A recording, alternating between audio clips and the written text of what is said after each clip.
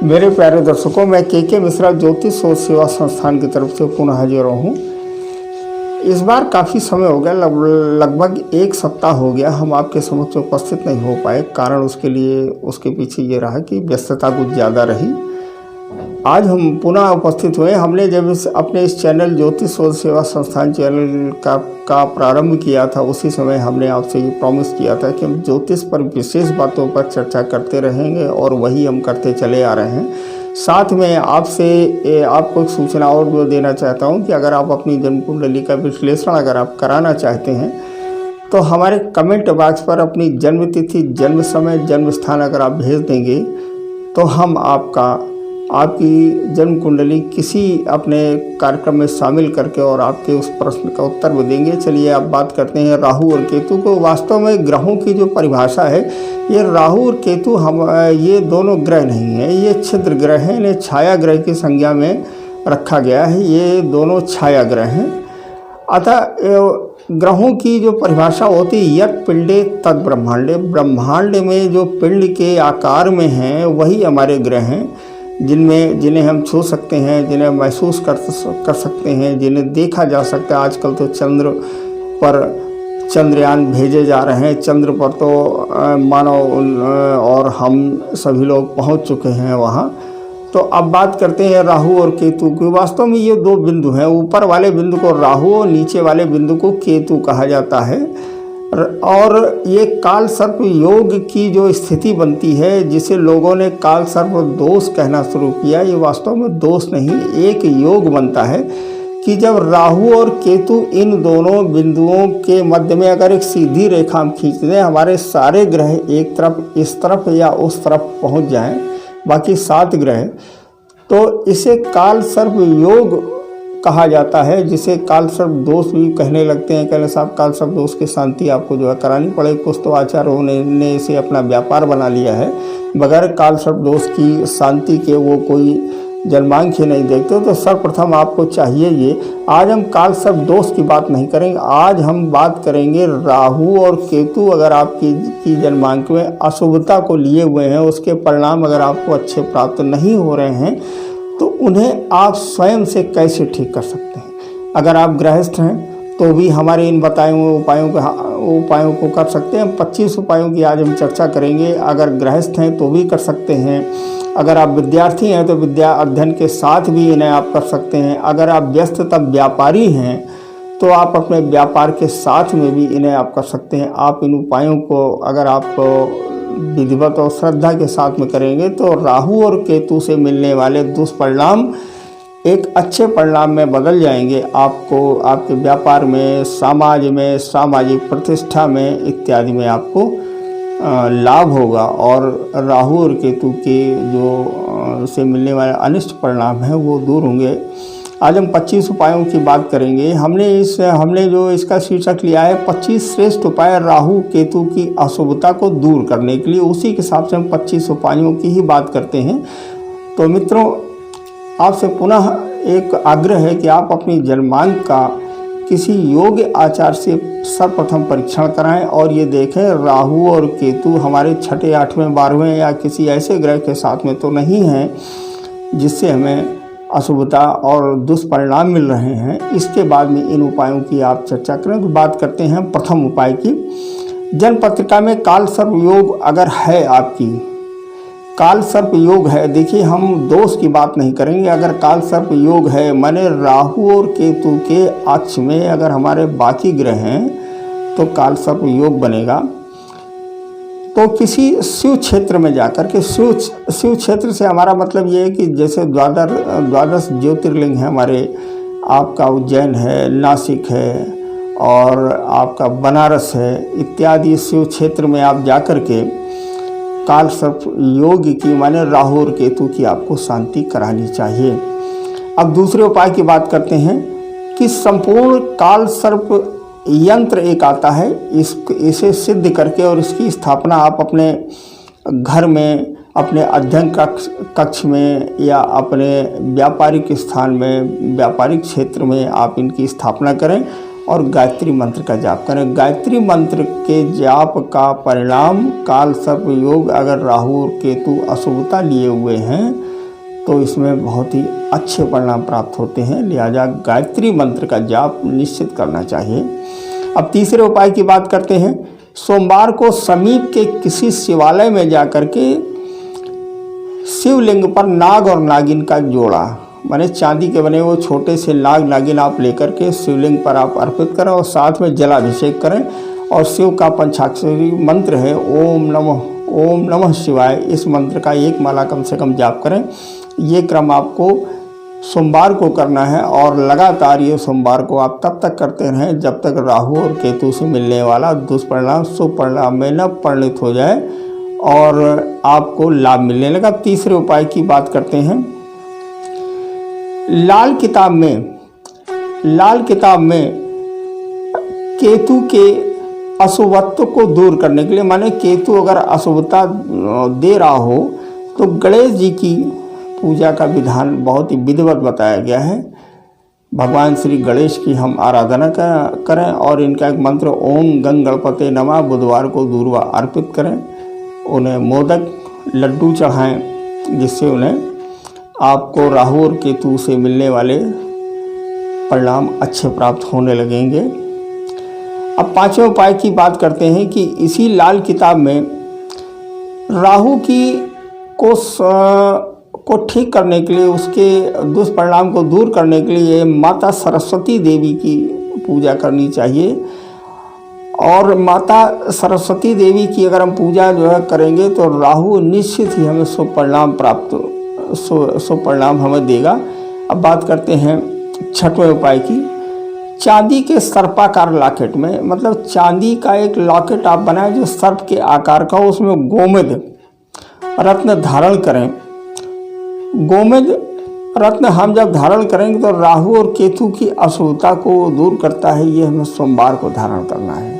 ये याद रखें कि एक चांदी की अगर चैन हो तो ज़्यादा बढ़िया है। चांदी की चैन में और सर्प के आकार का एक लॉकेट हो, सर्प के उसमें गोमेद हम स्थापित करा लें और सोमवार को गले में धारण करें तो इससे राहु और केतु से मिलने वाले दुष्परिणाम हमें शुभ में बदल जाते हैं, उनकी अशुभता दूर हो जाती है, शुभ परिणाम प्राप्त होने लगते हैं। राहु और केतु छाया ग्रह हैं, ये हम पहले से आपको बता चुके हैं। ये दुर्गा पूजन से शांत होते हैं क्योंकि देवी दुर्गा को छाया रूपेण कहा गया है। माता दुर्गा देवी कण कण में व्याप्त हैं। अगर राहु और केतु को हमें शांत करना है तो दुर्गा सप्तशती का पाठ करें और कम से कम नियम ये बना लें कि 100 पाठ आपको लगातार करने, लगातार का मतलब एक साथ नहीं करने हैं, लेकिन 100 पाठ का आप एक लक्ष्य बना लें और उनका आप पाठ करें तो राहु और केतु की से मिलने वाले दुष्परिणाम से हमें लाभ मिलेगा। बात करते हैं 8वें उपाय की। नागनथैया, वाह, कृष्ण भगवान को ने काली नाग का मर्दन किया था, उन्हें नाथा था, तो अगर हम उनकी भी आराधना करेंगे भगवान श्री कृष्ण की तो भी हमें काल सर्प दोष से शांति मिलेगी। और साथ में मोर पंख आप अपने घर में अगर विद्यार्थी हैं तो पुस्तकों में, किताबों में और पढ़ने की मेज़ पर, अगर आप व्यापारी हैं तो अपने कैश बॉक्स में इसे रखें जिससे आपको लाभ मिलेगा। अब हम बात करते हैं 9वें उपाय की। राहु केतु की प्रतीक सामग्री से हमारा अभिप्राय दान से है कि राहु केतु का दान, राहु के लिए जिस धन की आवश्यकता होती वो और केतु के लिए इसका दान हमें देते रहना चाहिए और किसी सुपात्र को देना चाहिए। सुपात्र से हमारा मतलब केवल इतना है कि सुपात्र माने जो दान का पात्र हो, जिसे वास्तव में आवश्यकता हो। किसी ऐसे व्यक्ति को दान नहीं देना चाहिए जो आपके द्वारा दी हुई सामग्री का दुरुपयोग करे और जिससे राहु और केतु तो शांत होंगे नहीं, साथ में आपको भी दुष्परिणाम मिलेंगे। देखिए, सुपात्र को दिया गया दान ही सार्थक होता है। अब बात करते हैं 10वें उपाय की। श्रवण मास में प्रतिदिन भगवान शंकर का जलाभिषेक करने से राहु और केतु का जो दुष्परिणाम है उसके अनिष्ट परिणाम जातक से दूर हो जाते हैं, जातक पर इसके अच्छे परिणाम प्राप्त होने लगते हैं। अब बात करते हैं 12वें उपाय की। पीड़ा कारक राहु केतु को प्रसन्न करने के लिए बीज मंत्रों का रात्रि में जप करना चाहिए। अगर राहु और केतु से पीड़ा अधिक हो रही हो तो उसे शांत कर राहु और का बीज मंत्र मैं आपको बता देता हूँ। ओम राम राहुवे नमः और केतु का बीज मंत्र ओम केम केतुवे नमः। इन दोनों मंत्रों का कम से कम एक माला सूर्यास्त के बाद इनका जाप करें और कड़वे तेल का दीपक जलाएं। राहु और केतु के दुष्परिणाम से आपको मुक्ति मिलेगी। अब बात करते हैं 13वें उपाय की। शिव सहस्र नाम और हनुमंत सहस्र नाम का नित्य पाठ करने से अनेक प्रकार की ग्रह पीड़ा शांत हो जाती है। देखिए, राहु और केतु तो शांत होंगे ही, अगर आप शिव सहस्र नाम का जाप करेंगे और हनुमंत सहस्र नाम का अगर आप जाप करेंगे तो राहु केतु तो शांत होंगे ही, साथ में आपकी जन्म कुंडली में, आपके जन्मांक में 7 ग्रहों में से अगर कोई अन्य ग्रह 6, 8वें, 12वें या दुष्परिणाम दे रहा है तो उस पर भी आपको लाभ होगा। मित्रों, एक बहुत अभीष्ट उपाय की बात करते हैं जिसे करना चाहिए, जिससे पुण्य तो प्राप्त होता ही, साथ में राहु केतु से भी। अगर हम कन्यादान करते हैं, अगर हम किसी ऐसे गरीब की या जो कन्यादान करने में अक्षम है, अगर उसकी कन्या का कन्यादान करें, हमारा मतलब ये है कि अगर आपके कन्या नहीं है तो आप किसी दूसरे की कन्या का अगर आप दान करते हैं तो राहु से शांति मिलती है। साथ में कपिला गाय माने काली गाय का अगर आप दान करेंगे तो केतु से आपको शांति मिलेगी। अब हम 15वें उपाय की बात करते हैं। राहु के लिए हल्के नीले और केतु के लिए हल्के गुलाबी के रंग के वस्त्र पहनना और दान करना लाभदायक है। मित्रों, आजकल तो रंगीन और तरह तरह के वस्त्र पहनने का प्राविधान है, लेकिन अगर आपकी जन्मांक में राहु और केतु दुष्परिणाम दे रहे हों तो आपको वस्त्रों का विशेष ध्यान रखना है। अगर राहु से ज़्यादा खराब परिणाम हो रहे हो तो हल्के नीले और केतु के लिए हल्के गुलाबी रंग के वस्त्र पहनना और दान करना शांतिदायक होता है। राहु और केतु की से इसको शांति मिलती है। 16वें उपाय की बात करते हैं। राहु केतु के सत्यार्थ 18 शनिवार राहु केतु की पूजा करनी चाहिए और उपवास करना चाहिए। राहु केतु की शांत्यार्थ माने राहु केतु की शांति के लिए 18 शनिवार माने राहु के लिए 18 और 18 केतु के लिए इनकी पूजा करनी चाहिए और उपवास करना चाहिए और एक माला कम से कम बीज मंत्र का जाप करना चाहिए। बीज मंत्र हम बता चुके हैं, ओम राम रावे नमः और ओम केम केतुवे नमः। इन बीज मंत्रों का जाप करना चाहिए। अब हम 17वें उपाय की बात करते हैं। राहु की शांति के लिए श्वेत मलयागिरी चंदन का टुकड़ा नीले रेशमी वस्त्र में लपेटकर बुधवार को धारण करना चाहिए। ये एक मलयागिरी पर्वत पर पाया जाने वाला एक चंदन होता है जिसे सफ़ेद चंदन भी कहा जाता है। इस चंदन को हम करते क्या है, नीले रेशमी वस्त्र में लपेटकर बुधवार को हमें या तो गले में धारण करें या बाह में बांधें, तो इससे राहु और केतु से मिलने वाले दुष्परिणाम से हमें से शांति मिलती है और राहु और केतु शांत होते हैं। अब 18वें उपाय की बात करते हैं। बुधवार या गुरुवार को अश्वगंध की जड़ का टुकड़ा आसमानी रंग के कपड़े में धारण करने से केतु पीड़ा का शमन होता है। फिर से एक बार जो समझ लीजिए, बुधवार या गुरुवार को अष्टगंध एक जड़ी आती है और इस जड़ी का हमें करना यह है कि आसमानी रंग के कपड़े में धारण करने से केतु पीड़ा का शांत होता है। एक आसमानी रंग का हल्का नीला आप कपड़ा ले लें और इसे आप बाह में बांधें, इससे शांति मिलती है। अब 19वें उपाय की बात करते हैं। चाय की कम से कम 200 ग्राम पत्ती 18 बुधवार दान करने से रोग कारक अनिष्टकारी राहु स्वास्थ्य लाभ प्रदान करता है। यदि आपकी जन्मांक में राहु छठे स्थान को प्रदर्शित कर रहा है, छठे स्थान में अगर है, तो निश्चित ही राहु जो है आपके स्वास्थ्य को खराब कर रहा होगा। तो आपको चाहिए कि कम से 200 ग्राम चाय की पत्ती, कम से कम 200 ग्राम चाय की पत्ती का आप दान करें, जिससे राहु आपके स्वास्थ्य में वृद्धि देगा और स्वास्थ्य आपका धीरे धीरे ठीक होने लगेगा, दवाइयाँ असर करने लगेंगी।